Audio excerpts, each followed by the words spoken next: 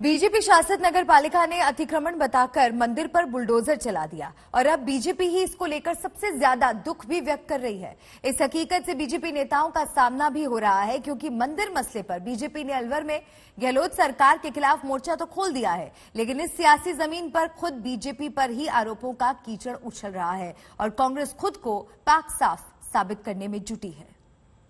ये देखो सराय में जो मंदिर है शिव जी का, वो कैसे धराशायी, ये देखो ये गया मंदिर पूरा। ओहो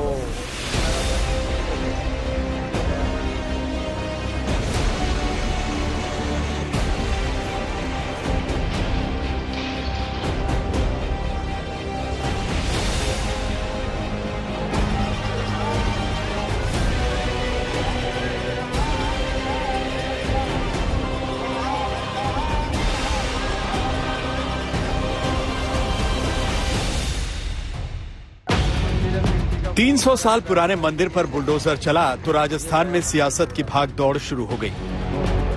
कांग्रेस और बीजेपी की जुबानें एक दूसरे पर आरोपों के बुलडोजर चढ़ाने लगी। बीजेपी के नेता कुछ भी कर सकते हैं, लेकिन मंदिर नहीं तोड़ सकते। गलती नहीं, महागलती गहलोत साहब ने गलती की है, उनकी पुलिस ने की है, उनके अधिकारियों ने की है। औरंगजेब का हमने इतिहास में पढ़ा था, औरंगजेब से भी बढ़ के हमने आंखों से देख लिया। गहलोत साहब सुपर औरंगजेब हैं, जिन्होंने जो प्राइवेट मंदिर था उसकी मूर्तियां उनके द्वारा स्वयं के द्वारा जिनकी लगाई गई थी उन्होंने विधिवत हटाई है। दूसरे में गर्भगृह को सुरक्षित है आज की तारीख तक। और जो भी मूर्तियां अगर किसी भी वजह से इस भाजपा मंडल के द्वारा जो हटाई गई हैं, उनको हम लोग विधि विधान से पुनः स्थापित करने के लिए हमने निर्देश जिला प्रशासन को दे दिया।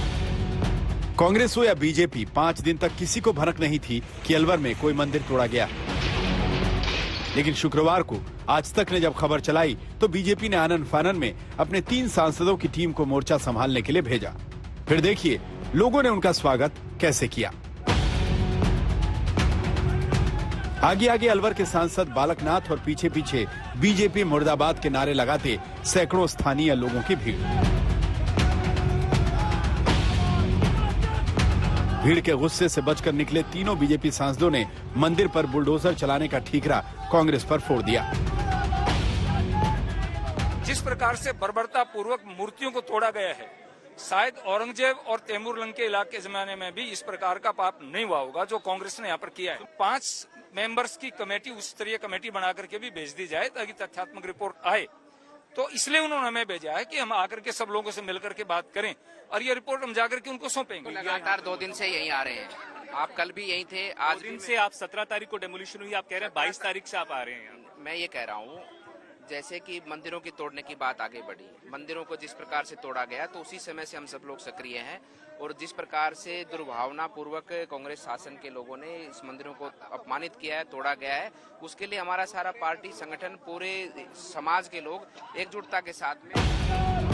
मंदिर तो ध्वस्त हो गया, लेकिन बीजेपी के लिए ये मामला ना निगलते बन रहा है ना उगलते। सीधा सवाल ये उठा कि जिस नगर पालिका बोर्ड में मंदिर गिराने का फैसला हुआ उसमें बीजेपी सत्ता में थी, फिर जिम्मेदार कौन हुआ? और ये सवाल सिर्फ कांग्रेस नहीं पूछ रही बल्कि पीड़ित लोग भी पूछ रहे हैं। सबसे बड़ा यही हुआ कि राजनीतिक पार्टियों की दोनों की लड़ाई, एमएलए कांग्रेस का है इसलिए कांग्रेस के जो कार्यकर्ता है वो विरोध में नहीं आए, बोर्ड बीजेपी का है इसलिए बीजेपी के जो कार्यकर्ता थे वो विरोध में नहीं आए, और उन दोनों सांडों की लड़ाई में ये पूरा सराय बाजार तबाह हो गया। बीजेपी कह रही है कि मंदिर कांग्रेस ने तोड़वाया, कांग्रेस कह रही है कि मंदिर नगर पालिका ने गिराया जिस पर बीजेपी काबिज है। लेकिन कटघरे में तो अलवर का प्रशासन भी है जिसका कहना है कि मास्टर प्लान के तहत अतिक्रमण को हटाने की कार्रवाई हुई। लेकिन मंदिर तो 300 साल पुराना है, तब राजस्व रिकॉर्ड और प्रशासन जैसी चीज नहीं होती थी, तो फिर मंदिर को अतिक्रमण में कैसे गिना गया? प्रशासन के पास जवाब नहीं है, लेकिन वो किसी गैर विवादित जमीन पर मंदिर को दोबारा बनाने का वायदा कर रहा है। बीजेपी कह रही है कि हमारा जो बोर्ड के अध्यक्ष हैं वो बीजेपी के नेता हैं, पर वो कह रहे हैं कि बोर्ड के लेवल पर ये फैसला नहीं लिया गया। पर आप साफ तौर पर कह रही हैं कि जो निर्णय है वो बोर्ड के लेवल पर लिया गया। देखिए, इस बारे में कोई आप सभी देख लें, आप बोर्ड का जो निर्णय है उसी के अनुसार जो है आप स्वयं इसका परीक्षण कर लें। पर उनका कहना था कि मंदिरों का उसमें कोई वर्णन नहीं था, जो निर्णय था वो ये था कि गौरव पथ जो बनाया जाना है, जिसकी जो उसको एक्सपेंशन करना है, उसके तहत जो कार्यवाही होनी थी वो होनी थी। उनका कहना है कि जो मंदिर तोड़े गए वो गलत तरीके से तोड़े गए हैं। ये उन्होंने क्या कहा कि मैं उस पर टिप्पणी नहीं करना चाहूँगी। मंदिर को दोबारा बनाने का भरोसा तो प्रशासन दे रहा है, लेकिन जिन लोगों के घर टूट चुके हैं उन्हें ना तो प्रशासन से कोई उम्मीद है, न सरकार से कोई भरोसा मिल रहा है।